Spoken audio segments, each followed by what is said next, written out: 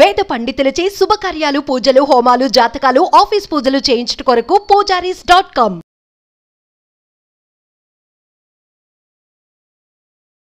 నమస్తే, welcome to Suman TV. నేను మీ యామిని. ప్రస్తుతం మనతో ఉన్నారు ప్రముఖ జ్యోతిష్య వాస్తు పండితులు, జ్యోతిష్య శిక్షణ నిపుణులు, లలితాదేవి అమ్మవారి ఉపాసకులు బ్రహ్మశ్రీ నానాజీ పట్నాయక్ గారు ఉన్నారు.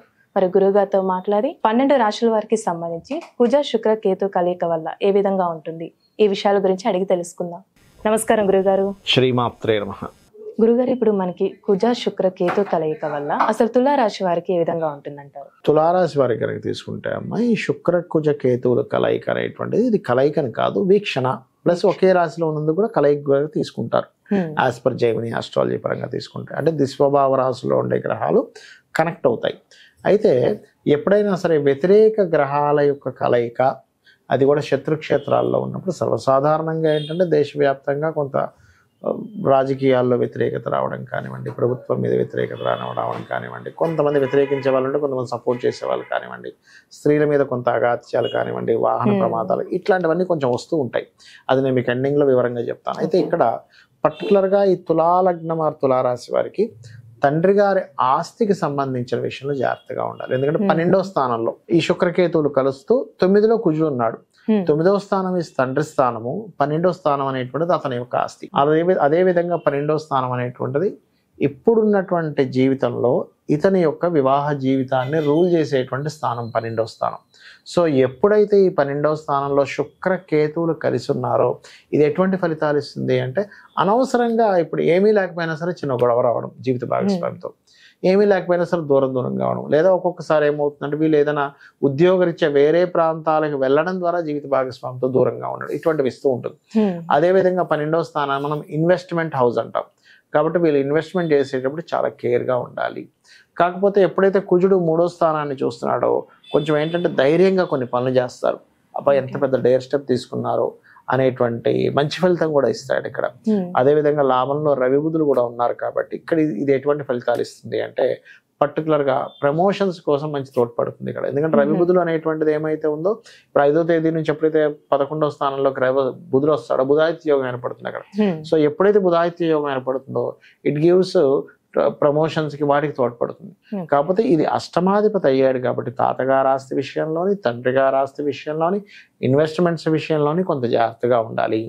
ఏదైనా ల్యాబ్స్లో రీసెర్చెస్ లాంటివి చేసేటువంటి అంశాల్లో చాలా జాగ్రత్తగా ఉండాలి అనేటువంటిది పర్టికులర్గా చూపిస్తుంది. కొంతమందికి చూడండి, మా లేడీస్కి కొన్ని మంత్ రిలేటెడ్ ఇష్యూస్ ఉంటాయి కొన్ని, అటువంటి విషయాల్లో కూడా కొంతవరకు ఇబ్బంది రావడం ఇటువంటివి జరుగుతూ ఉంటాయి. అదేవిధంగా 12వ స్థానం అనేది మనం విదేశీ స్థానంగా కూడా తీసుకుంటాం. సో విదేశాలకి వెళ్ళాలి, ఇప్పుడు తొందరపడి ఏమైనా వెళ్తున్నామా, అక్కడ ఆపర్చునిటీస్ ఉన్నాయా లేవా, ఇవి కొంచెం చెక్ చేసుకోవాల్సిన పరిస్థితి ఉంది. బట్ డేర్ స్టెప్స్ మాత్రం చక్కగా తీసుకుంటారు, కొంత పేరు ప్రఖ్యాతలు వస్తాయి, కొన్ని మెడల్స్ సంపాదిస్తారు, ఇటువంటివి కూడా వీళ్ళకు ఉంటాయి.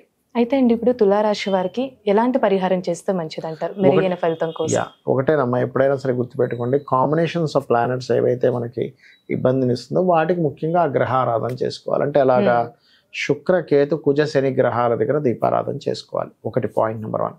రెండవది ఏమిటి అంటే, ఇక్కడ పర్టికులర్గా వీరు కాళికా అమ్మవారి యొక్క ఆరాధన తులాలగ్నం వారికి బ్రహ్మాండంగా పనిచేస్తుంది ఎప్పటికైనా సరే లైఫ్ లాంగ్. అంటే కాళికాదేవి యొక్క అష్టోత్తరం చదువుకోవడము, కాళికా అష్టకం చదవడం, ఇవి చేసుకోవచ్చు. అట్లాగే గోవులకి గ్రాసము, గోంగూర, తీపి చపాతీలు తినిపిస్తే చాలా మంచిది. ఇప్పుడు ప్రపంచవ్యాప్తంగా చూసుకున్నట్లయితే ఏ విధంగా మనం ఆల్రెడీ ఉట్టి శుక్రకేతువుల కలయిక ఒక 10-15 రోజుల క్రితం నుంచి ముందే మనం చెప్పాము. ఏంటంటే కొంచెం స్త్రీల మీద కాస్త ఈ అఘాయిత్యాలు, ఎందుకంటే శుక్రుడు స్త్రీల కారకుడు అమ్మ. ఈ కేతువుతో కలిసినప్పుడు కుజుడు దృష్టి ఉన్నప్పుడు ఇట్లాంటివి జరుగుతాయని చెప్పి మనం ఆల్రెడీ ప్రిడిక్ట్ చేసాం. అదే రకంగా మనకు కనబడుతుంది కూడా. నిన్న మొన్న ఏదో సంథింగ్ ఈ పార్టీ వాళ్ళు ఏదో చేశారు, ఒక హీరోయిన్ విషయంలో కూడా మనకి జరుగుతుంది. అంటే ఏమిటంటే దీని ప్రభావం ఇంకో 18 రోజుల వరకు దీని ప్రభావం ఉంటుంది. అదేవిధంగా ఈ కుజుడు ఇప్పుడు ఈ మిథునంలో ఉండడం కాకుండా నెక్స్ట్ సెప్టెంబర్ 20కి కర్కాటకంలో కూడా వెళ్తాడు. అప్పుడు ఆ కుజుడు శుక్రుడిని కాకుండా, శుక్రుడి సంబంధం కాకుండా అక్కడ శని సంబంధం కూడా పెట్టుకుంటాడు. అందుకని అదొక 4-5 నెలల ప్రభావం ఉంటుంది. అంటే దీని ప్రభావం ఇప్పుడు ఓన్లీ శుక్రకుజ కేతువే కాకుండా ఇంకొక 5 to 6 months వరకు ఈ దేశవ్యాప్తంగా ఇప్పుడు ఆల్రెడీ కొన్ని యుద్ధాలు కూడా జరుగుతున్నాయి. దాని ప్రభావం పెరుగుతూ ఉంటుంది. పెరగడము, లేనట్లయితే కొన్ని అంటే ప్రభుత్వం కొన్ని డ్రాస్టిక్ నిర్ణయాలు తీసుకోవడం ద్వారా దాని యొక్క ప్రభావం పడడం, ఇట్లాంటివన్నీ కూడా ఉంటాయి. అంటే ప్రభుత్వం మీద వ్యతిరేకతనిచ్చేటువంటి గ్రహస్థితి నడుస్తుంది ప్రజెంట్ ఇప్పుడు. అందుకని ఏమవుద్ది, స్లోగా ప్రభుత్వం మీద వ్యతిరేకత ప్రారంభమవుద్ది. ఫస్ట్ ఏమో పాజిటివ్గా ఉంటుంది, దాని తర్వాత వ్యతిరేకత ప్రారంభమవుతుంది. అంటే మల్టిపుల్గా జరుగుతూ ఉంటాయి. ఒకవైపు వ్యతిరేకించేవారు ఎక్కువ మంది, ఒకవైపు ప్రభుత్వాన్ని సమర్థించే వాళ్ళు ఎక్కువ మంది. ఎలా ఉంటుందంటే ఇప్పుడు ఇవాళ రేపు మీరు చూడండి, ఏదో ఒక ఇష్యూస్ నడుస్తూ సమర్థించే వాళ్ళు వ్యతిరేకించే వాళ్ళు పెరుగుతూ వస్తున్నారు ప్రతి విషయాన్ని, ఇష్యూని.